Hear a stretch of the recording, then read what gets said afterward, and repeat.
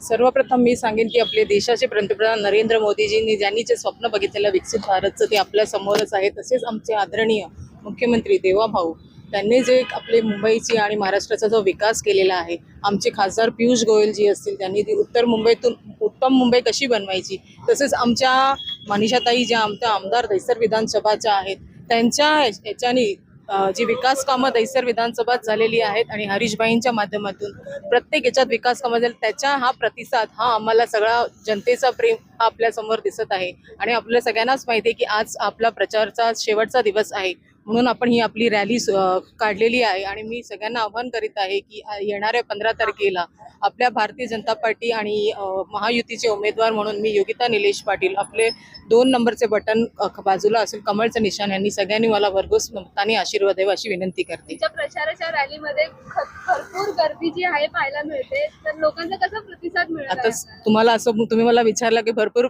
Rally आहे म्हणजे लोक आहेत, तर तुम्हाला कळलं पाहिजे की हे सगळं प्रेम जे हे म्हणतात ना थोडं थोडं ठेम ठेम साचे तळस, तसंच हे काम केलेले आमचे आमदार असतील खासदार असतील आमचे नगरसेवकांनी जी केलेली काम आहेत त्याचाच मला हा आशीर्वाद आणि हे मिळत आहे। स्थानिक लोकांना काय आव्हान कराल 15 तारखेला? मी एवढंच सांगेन की स्थानिक लोकांना की 15 तारखेला लवकरात लवकर उठून सगळ्यांनी आपलं आपलं मत लवकरात लवकर कास्ट करावं आणि आपल्याला आशीर्वाद द्यावा भरघोस मताने आणि 2 नंबरचं बटन दाबून कमळच्या फुलाच्या निशाणाच्या खाली बटन दाबावं।